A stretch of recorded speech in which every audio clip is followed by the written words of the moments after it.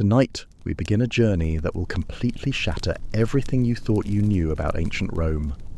What if I told you that stepping into a Roman bath was like playing Russian roulette? That these marble palaces Romans called paradise were actually death factories that killed more people than plagues? Tonight, I'm revealing the horrifying truth about why bathing in ancient Rome was literally a nightmare, and the evidence will blow your mind. So, before we dive into this incredible story, I'd absolutely love it if you could smash that like button, but only if you're genuinely curious about uncovering shocking historical secrets.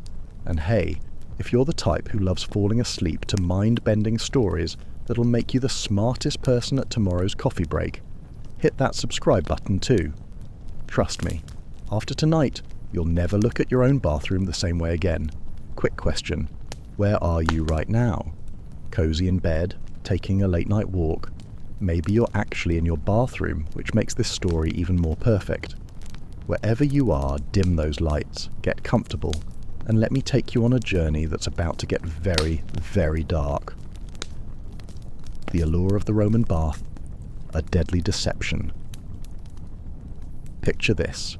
It's 150 AD, and you're standing outside the most magnificent building you've ever seen in your life.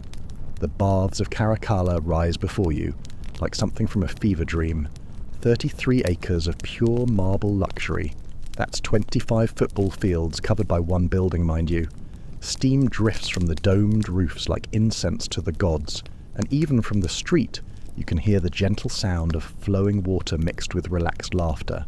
This was the epitome of Roman grandeur, a testament to their engineering prowess and their pursuit of leisure. But here's what'll give you chills. Every single person walking through those bronze doors is about to participate in a daily ritual that modern scientists now call one of history's most efficient mass poisoning systems. You pay your entrance fee, just a quadrans, cheaper than a cup of wine.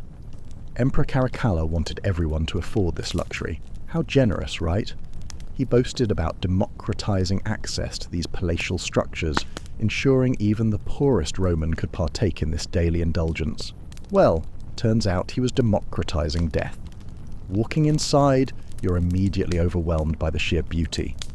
The ceiling soars overhead, painted with gods and heroes, while columns of polished granite create perfect rows that make you feel like an ant in a palace built for titans.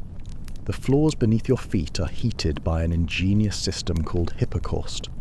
Imagine underfloor heat 2,000 years before central air was even a dream. The air is thick with the scent of perfumed oils and warm water, a sensory overload designed to soothe and impress. This was not just a place for bathing, it was a social hub, a gymnasium, a library, a place for philosophical debate and political maneuvering. It was the heart of Roman communal life, seemingly a haven of health and well-being, yet harbouring a hidden, deadly secret beneath its opulent facade. The hidden horrors, lead poisoning and bacterial brews. But here's where things get interesting, and by interesting, I mean absolutely terrifying. Your journey through the baths begins in the apoditerium, the changing room. Here, slaves help you undress, carefully folding your toga and anointing your skin with exotic, perfumed oils. The walls around you are covered in vibrant frescoes showing athletic competitions and mythological scenes, a feast for the eyes. Bronze mirrors, polished to perfection, reflect warm, flickering light from oil lamps in elegant alcoves. Everything screams luxury and sophistication, a seamless transition into a world of relaxation and supposed purity. Then you move to the tepidarium, the warm room. The temperature here is a perfect 80 degrees Fahrenheit. Not too hot, not too cold, just right for relaxing those tired muscles, preparing your body for the hotter rooms ahead. The walls tell stories in stone and gold mosaics depicting elephants from Africa, tigers from India, and ships from Britain loaded with treasures. It's like having a window into the entire known world, a testament to the vastness of the Roman Empire, brought to life through intricate artistry and endless wealth. Yet this visual splendor masked a far more sinister reality. But here's the plot twist that would have horrified every Roman if they'd known. Those beautiful walls were hiding pipes made of pure lead, and that perfectly heated water flowing through them. With every degree of warmth, it was becoming more toxic, more deadly. See, the Romans called lead plumbum sweet lead because it actually made water taste better. They were utterly ignorant of its insidious effects, believing they were enhancing their water, not creating liquid death, drop by precious drop. Modern archaeologists have found lead levels in Roman bones that are 50 to 100 times higher than pre-Roman skeletons. We're talking about lead poisoning on an industrial scale. Dr. Jerome Nriagu from the University of Michigan published groundbreaking research showing that the Roman elite consumed about 250 micrograms of lead daily just from their water systems. That's 5 times the amount considered dangerous by today's standards. And remember, they were doing this every single day, unwittingly poisoning themselves in the name of luxury and health, a slow, silent killer flowing through their very veins, eroding their health and intelligence over generations, subtly weakening the foundations of their society. The Calidarium, a hotbed of contamination. Now comes the main event, the Calidarium, the hot room. As you step into this steamy sanctuary, humid air at 104 degrees Fahrenheit envelops you like a warm embrace. Steam rises from pools so clear you can see intricate mosaic patterns 10 feet below the surface. These aren't just pools, they're masterpieces carved from single blocks of marble, some shaped like perfect circles representing universal harmony, others featuring geometric lines showcasing Roman engineering prowess. The acoustic design is flawless. Conversations become almost musical, echoing gently off the domed ceiling without ever becoming harsh. Romans understood that bathing wasn't just about cleaning your body, it was about refreshing your soul, a holistic approach to well-being that tragically overlooked the microscopic realities of their communal pools, turning sacred spaces into breeding grounds for disease. All around you, Romans from every social class enjoy what they believe is the ultimate luxury. Senator Flavius discusses politics with colleagues in one corner. Marcus, the baker, shares neighborhood gossip with friends nearby. Young philosophers debate life's meaning while soaking in what they think is pure healing water, a microcosm of Roman society interacting in what seemed like a pristine environment. The air hums with the relaxed murmur of hundreds of voices, a symphony of leisure, entirely oblivious to the biological dangers swirling around them, a chilling tableau of unwitting self-destruction. And here's where the story gets really dark. These pools were never drained, ever. Think about that for a second. Hundreds, sometimes thousands, of people use the same water every single day. Fresh water was added to replace what evaporated or splashed out, but the actual water people bathed in? That stayed put day after day, week after week. The Romans thought the high temperature kept everything clean. They believed heat purified water. They had zero understanding of bacteria, no concept of germs or microbes. To them, if water looked clear and didn't smell too funky, it was perfectly safe. Their understanding of hygiene was tragically flawed, a fatal blind spot in their otherwise advanced civilization that led to devastating consequences, transforming their temples of cleanliness into vectors of disease. Dr. Garrett Fagan, who spent years studying Roman bathing practices, calculated that a typical bathhouse saw 1,500 to 2,000 visitors daily. Imagine 2,000 people using your bathtub without ever changing the water, except this bathtub was kept at the perfect temperature for bacteria to throw an absolute party. The warm, humid environment was like Club Med for microorganisms. Staphylococcus, Streptococcus, and dozens of other nasty bacteria thrived in the constantly warm water. That soothing temperature Romans loved. It was also the ideal breeding ground for some of humanity's most dangerous pathogens. As you settle into that seemingly perfect water, feeling the day's stress melt away, you're actually opening every pore in your body to an invisible army of microorganisms. They're entering through your skin, your eyes, your nose as you breathe that bacterial-laden steam, a microscopic invasion happening with every tranquil breath, slowly colonizing your entire body and setting the stage for illness. But wait, it gets worse. Much worse. Archaeological evidence from Pompeii and Herculaneum shows that Romans regularly suffered from skin diseases that were directly linked to bathhouse visits. Medical writers like Celsus and Galen documented conditions they called bath itch and thermal fever, what we now recognise as serious bacterial and fungal infections. The irony is heartbreaking when you really think about it. Romans spent fortunes building these temples to cleanliness. They developed complex engineering systems to heat and move water through elaborate pools. They created spaces dedicated to health and hygiene. And yet, they unknowingly built disease factories that left thousands suffering and disfigured.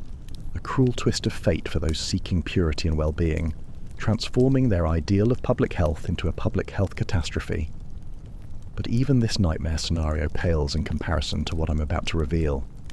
Because the lead poisoning and bacterial infections, those were just the appetizers. What I'm going to show you next about the parasites, the eye diseases, and the slow, systematic destruction of entire bloodlines will make everything we've discussed tonight seem almost pleasant by comparison. We're going to follow those lead pipes from their mountain sources all the way to the bathhouse, and when you discover what else was swimming in that crystal clear water, well, let's just say you might want to hug your modern shower a little. Tighter tomorrow morning, so stay right here with me, because the real horror story is just getting started. The aqueducts, highways of poison. Now, let me take you on a journey that begins in the pristine mountains of central Italy, where crystal clear springs bubble up from deep underground. This is where our nightmare actually starts.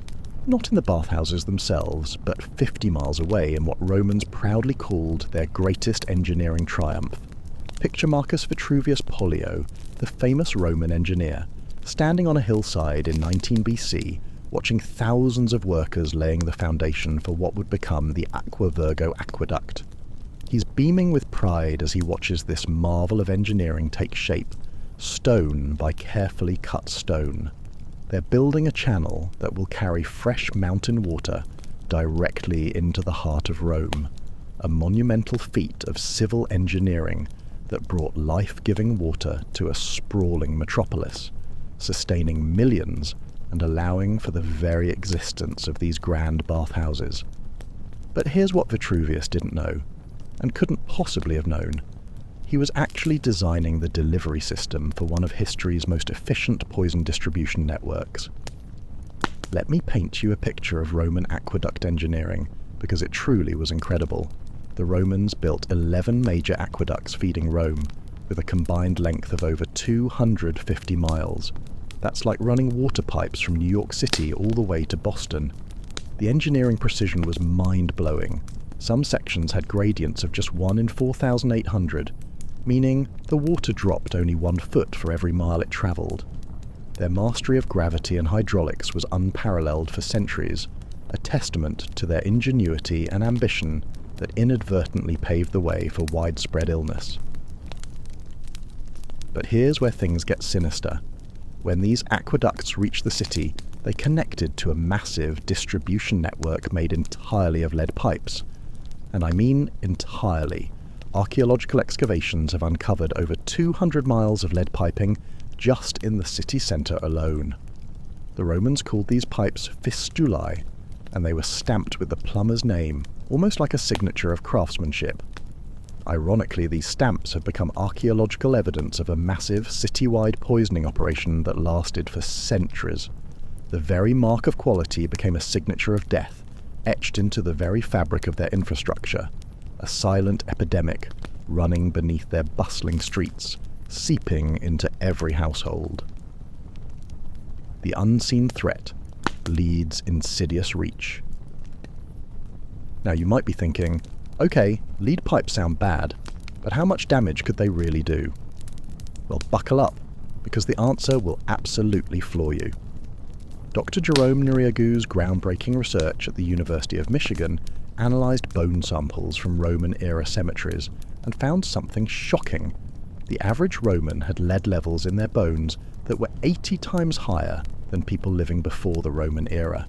This wasn't just a slight increase. It was a profound saturation, indicating widespread exposure across the population, from the lowest plebeian to the highest senator. But here's the kicker. Wealthy Romans, the ones who could afford daily baths and had the best plumbing in their homes, had lead levels that were over 100 times higher. Think about that for a second. The richer you were, the more you were being poisoned. Talk about irony with a capital I. Their pursuit of luxury was, in fact, their slow demise, a gilded cage of toxicity that brought them to their knees, affecting their fertility, mental acuity, and overall lifespan. But it gets worse. Much worse. See, the Romans didn't just use lead for pipes, they used it for everything water-related. Their storage tanks were lined with lead. Their water meters were made of lead. Even their kitchen pots and wine cups contained lead. And here's the really twisted part. They actually added lead acetate to their wine because it made it taste sweeter. They called it sugar of lead, and wealthy Romans consumed it regularly as a luxury sweetener, completely unaware of the neurotoxic effects that were slowly destroying their cognitive abilities and physical health, leading to widespread ailments like gout, sterility, and even madness, conditions that plagued the Roman elite for centuries.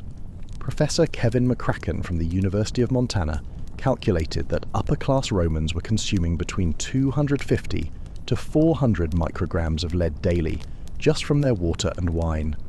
To put that in perspective, the World Health Organization considers anything over 50 micrograms per day to be dangerous. These people were consuming 8 times the danger level every single day of their lives, a silent epidemic unfolding over generations, contributing to the decline of Roman society itself by crippling its most influential members. Now, let's follow that poisoned water from the mountains to your skin. The aqueduct water flows into the city through those massive lead pipes, picking up more toxins with every mile. When it reaches the bathhouse, it's stored in enormous lead-lined tanks called castellamaquae.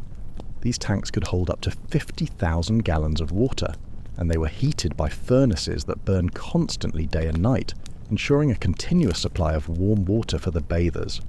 Here's where the chemistry gets really scary. When you heat lead pipes, they don't just leak a little bit of lead into the water. They start dissolving. The hotter the water gets, the more lead gets absorbed. And remember, bathhouse water was kept at a constant 104 degrees Fahrenheit, which is pretty much the perfect temperature for maximum lead extraction. It was a perfect storm of chemical reaction and human exposure, turning every luxurious soak into a dose of slow-acting poison, silently corroding the very bodies it was meant to cleanse. Dr. Charlotte Roberts, a bioarchaeologist at Durham University, studied Roman skeletal remains and found evidence of chronic lead poisoning in over 70% of urban Roman adults. The symptoms? Oh, they're terrifying. We're talking about kidney damage, brain dysfunction, reproductive problems, and something Romans called the painter's colic, excruciating abdominal pain that could last for weeks. The subtle yet devastating effects of chronic lead exposure were slowly eroding the health of the Roman population, contributing to a decline in overall societal well-being, and possibly even playing a role in the eventual fall of the empire, as its leaders and citizens suffered from its debilitating effects. Stagnant waters, a microbial apocalypse. Now here's a fact that will absolutely blow your mind and probably make you never want to share a public pool again. Roman bathhouse pools were never, and I mean never, completely drained and refilled. Think about that for just a moment.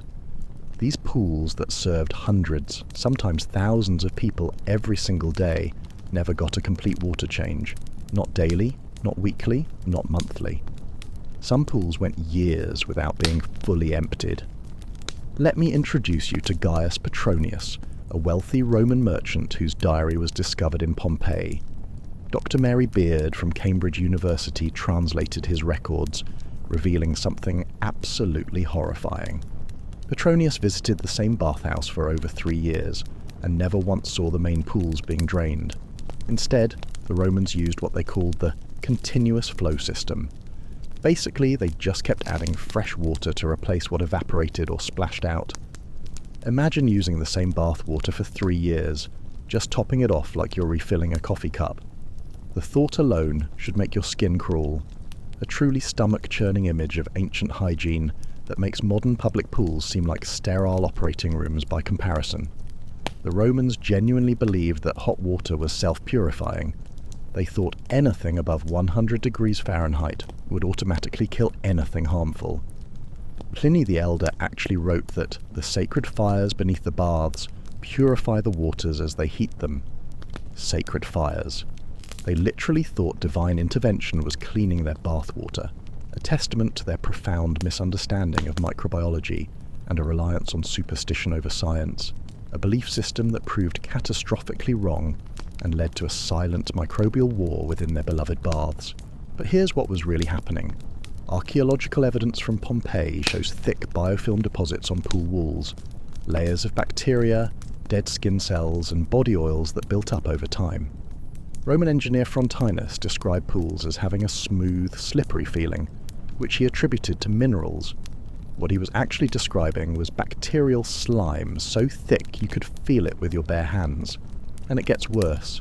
Dr. Phyllis Prebober's research revealed that Romans regularly brought food and wine into the baths. They would eat and drink while soaking, leaving crumbs and spills that created a nutrient-rich soup.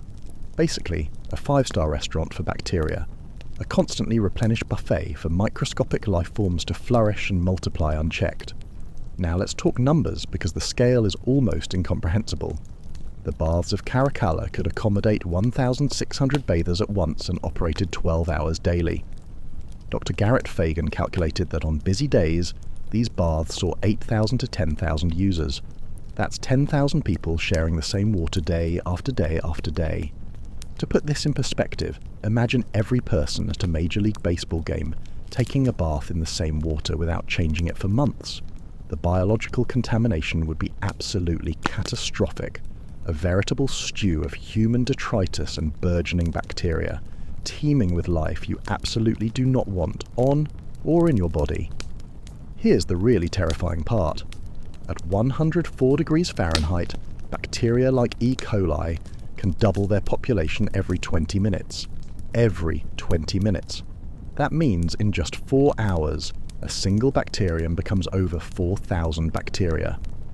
Roman medical writer Celsus documented thermal fever, a mysterious illness striking people after bath visits. He described symptoms modern doctors recognize as severe bacterial infections: high fever, nausea, skin lesions, and sometimes death within days. But Romans didn't connect this to the baths. They thought evil spirits caused it and tried fighting bacteria with prayer and perfume. Their attempts at a cure were as misguided as their understanding of the disease itself, a desperate struggle against an invisible enemy they couldn't comprehend, leaving them vulnerable to widespread illness and recurring cycles of sickness. Ancient superbugs and skin suffering. Archaeological excavations have uncovered something absolutely revolting. The sediment at pool bottoms contains layers of organic material: dead skin, hair, fingernails, and waste from thousands of bathers, compressed into what archaeologists politely call anthropogenic deposits. Dr. Sarah Parkak's team analysed these deposits and found parasitic eggs, bacterial spores, and fungal colonies preserved for centuries. These pools became time capsules of every disease that had ever entered the water, a grim historical record of human suffering entombed in the very sediment, waiting to be unearthed and analysed. Perhaps most disturbing, researchers found Roman lead pipes with biofilms containing live bacteria dormant for over 1,500 years. When exposed to oxygen, they became active again. We're talking about Roman-era diseases that are still viable today. This is not just a historical curiosity. It's a chilling reminder of the resilience of these ancient pathogens lurking in the shadows of history, waiting for the right conditions to reawaken, a potent threat from a bygone era that could, theoretically, still pose a danger. Now, imagine you're that Roman bather, lowering yourself into seemingly crystal clear water, but you can't see the invisible ecosystem thriving around you. Billions of bacteria floating freely, multiplying exponentially in the perfect environment. Every movement stirs up sediment containing the biological legacy of everyone who used this pool before you. You're breathing steam, carrying microscopic hitchhikers into your lungs, soaking in what's essentially concentrated bacterial soup that's been brewing for months. The Romans called this thermal healing and believed it cured everything from joint pain to digestive problems. What they were actually doing was exposing themselves to one of the most contaminated environments in human history, a fatal misjudgment of epic proportions that led to widespread suffering and chronic health issues. And here's the cruelest irony. The richer you were, the more you bathed, which meant more exposure to these biological hazards. Wealthy Romans who could afford daily baths were signing up for daily doses of bacterial Russian roulette, their social standing condemning them to greater risk and more intense suffering, a tragic trade-off for perceived luxury. But as terrifying as this bacterial nightmare sounds, we haven't talked about the real monsters yet. Lurking in that warm, stagnant water were microscopic creatures so perfectly adapted to this environment that they turned Roman bathhouses into hunting grounds for some of the most horrific diseases known to mankind. What I'm about to reveal next will show you how these perfect breeding conditions created something even worse, a paradise for parasites that could literally eat you alive from the inside out. We're about to meet creatures that make horror movie monsters look like cuddly pets.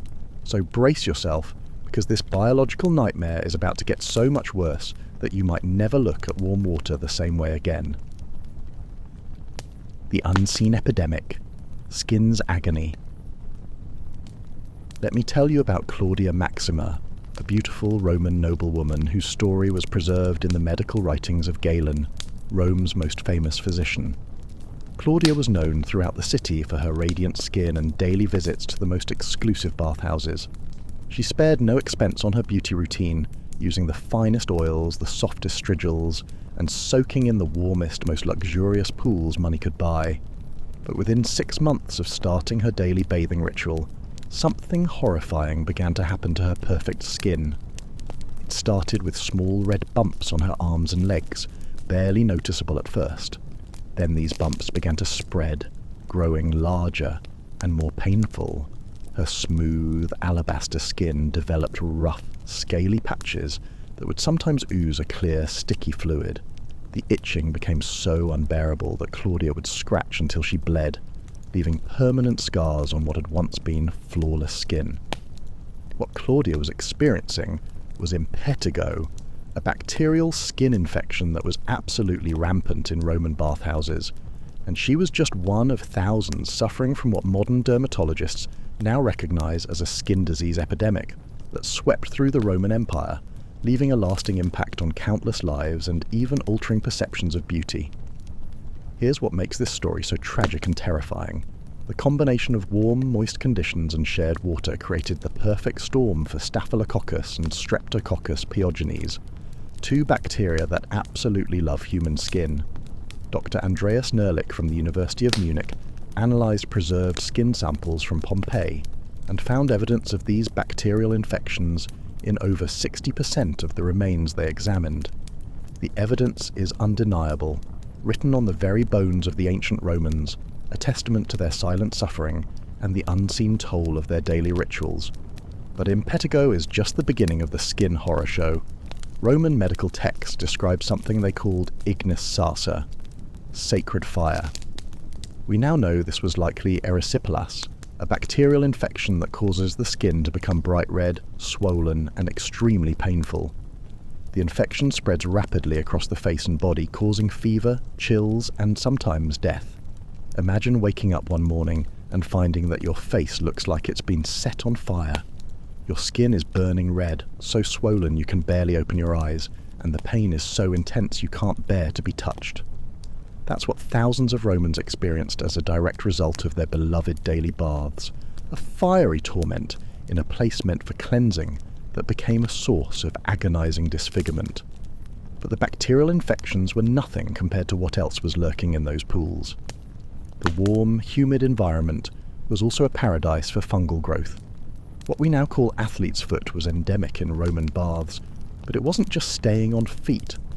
These fungal infections would spread to any warm, moist area they could find, between fingers, underarms, and in places I won't mention during a bedtime story.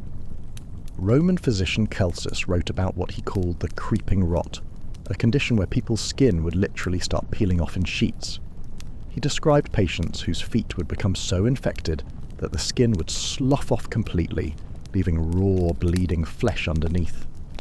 Modern medical historians believe he was documenting severe fungal infections that had gone completely untreated, leading to unimaginable suffering and disfigurement, a slow, agonizing decay of the body. A vicious cycle of suffering. Here's where the story gets even more heartbreaking. The Romans actually made these skin problems worse by trying to treat them. They would apply various healing substances to infected skin, including lead-based cosmetics, mercury compounds, and even ground-up poisonous plants. Dr. Christina Kilgrove's research at the University of West Florida found evidence that many Romans suffered from chemical burns on top of their existing infections. It's like having a sunburn and deciding to treat it with acid. The cure was often more deadly than the disease, a tragic testament to their lack of medical knowledge and their desperate, often harmful, attempts to find relief.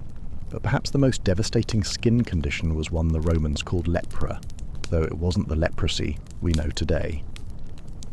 Based on descriptions in medical texts, historians believe this was actually a severe form of chronic dermatitis caused by repeated exposure to contaminated bath water. Roman writer Lucretius described meeting a former senator who had been consumed by the bath sickness. He wrote that the man's skin had become so damaged and discoloured that he was no longer recognisable. Where once stood a pillar of Roman virtue, Lucretius wrote, now shuffles a spectre whose very appearance frightens children. The social implications were devastating. In a society that prized physical beauty and cleanliness, having visible skin disease was social suicide. Wealthy Romans who developed these conditions often became outcasts, unable to participate in public life, or even to show their faces in society.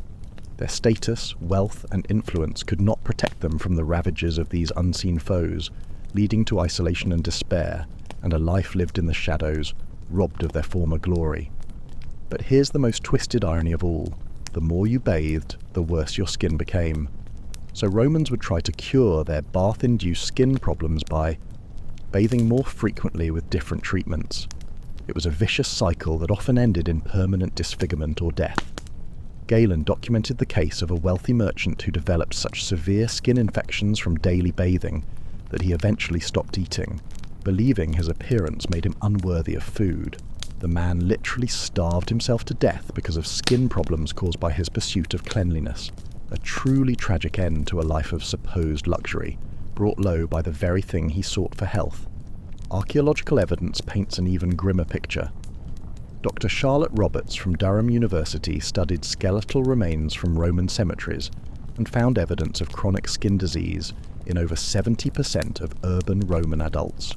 The bone changes around areas where skin had been chronically infected tell a story of widespread, long-term suffering. Even more disturbing, children's remains show evidence of skin conditions that would have caused constant pain and social isolation, condemning them to a life of discomfort and ostracization from a young age. Imagine growing up in a world where the very thing your parents believed would keep you healthy and clean was actually destroying your body. Inch by inch, a slow and agonizing descent into illness from the earliest years of life. But as we examine these preserved remains more closely, an even more horrifying picture emerges. Some skeletons show evidence of what forensic pathologists call defensive wounds around the face and arms, marks that suggest people were scratching and clawing at their own skin so violently that they damaged the underlying bone. The itching and pain from these infections was so intense that people were literally tearing themselves apart trying to find relief.